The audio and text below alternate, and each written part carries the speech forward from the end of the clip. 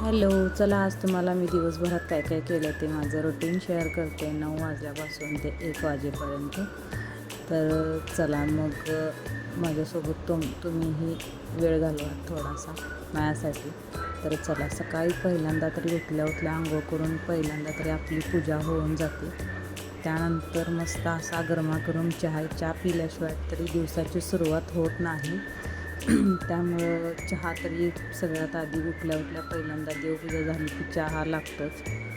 आणि त्यानंतर मग थोडा वेळ चहा एन्जॉय करायचा, मस्त असा बसून चहाला आपले 5 मिनटं द्यायचे.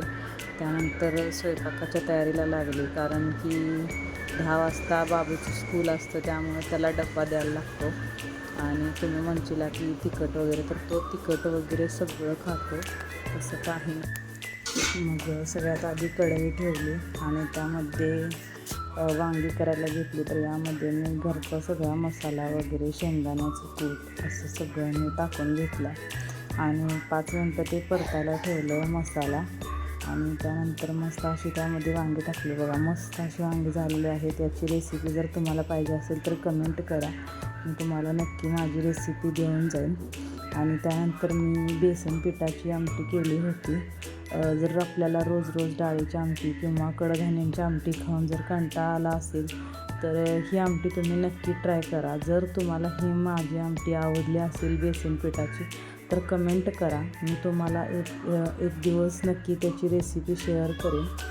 तर आज रविवार असल्यामुळं सोमवार असल्यामुळं म्हटलं की थोडीफार क्लिनिंग करून घेऊया, कारण रविवारी काय क्लिनिंग झाली नाही. कारण बाबूस घरी असला की कोणतीच कामं होत नाहीत. जेव्हा तो शाळेत जातो त्यानंतर माझी ही सगळी कामं होऊन जातात. तर स्वामींची मूर्ती पुसायला घेतली. तर ही स्वामींची मूर्ती आम्हाला वास्तूकला आलेली आहे, तर खूप छान आहे मूर्ती.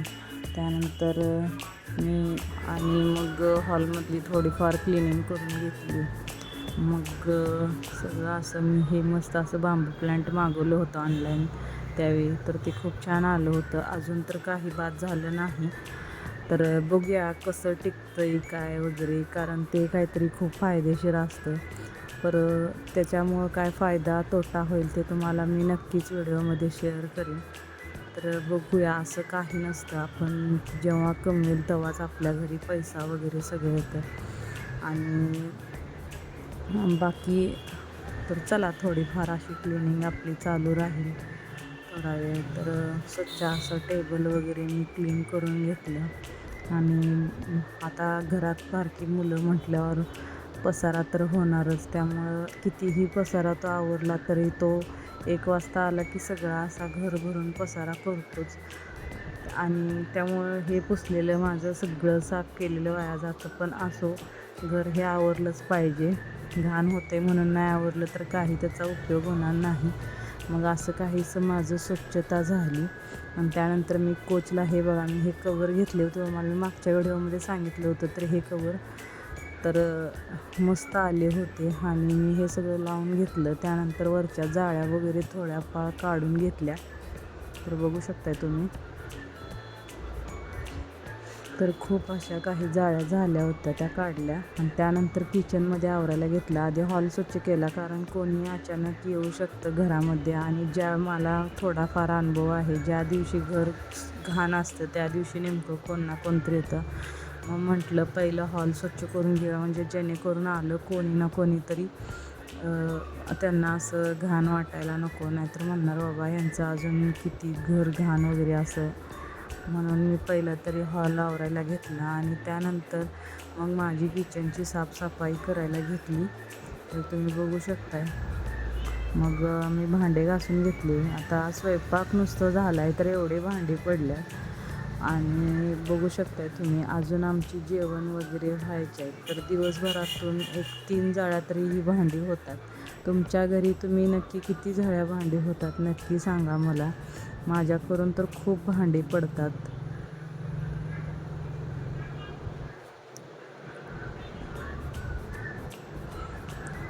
सगळी माझी अशी भांडी स्वच्छ धुवून घेतलेली आहेत. मी डीमार्टमधून एक लिक्विड आणले आणि ते तुम्हाला लिक्विड माहीतच असेल, नसेल माहीत तर सांगा मला. मी कमेंटमध्ये तुम्हाला सांगतेच कोणतं लिक्विड आहे. गिल्टो म्हणून असं लिक्विड आहे ना, ते डीमार्टमध्ये, तर ते खूप छान आहे. त्याचा खूप फेस होतो आणि भांडी पटपट धुवून होतात आणि भांडी घासताना आपल्याला कंटाळासुद्धा येत नाहीत. भलेही भांडी कितीही असली तरी आपल्याला कंटाळा येऊन जात नाही, कारण ते खूप लिक्विड भारी आहे. तर बघू शकताय मी सगळं बेसिन वगैरे स्वच्छ केलं, कारण ना आपला दिवसभरातला कमीत कमी 12 तासातले 8 तास तर आपण किचनमध्येच असतो, कारण आपलं किचन स्वच्छ तर सगळं स्वच्छ. त्यामुळं बेसिन मी स्वच्छ असं धुवून घेते, कारण तिथूनच झुरळ वगैरे येतात. आणि त्यानंतर मग असे डबे काही आज म्हणलं डाळ दळायला द्यायची होती मला, म्हणून मी थोडं राहिलं की आधीच देते, कारण लाईट असते,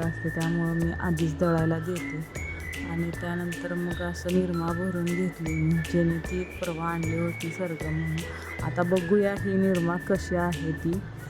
तर ह्याचा वास खूप निरमाचा छान आहे, म्हणून मी आणलेली आहे आणि 1-2 वेळा वापरलेली आहे. खूप छान आहे.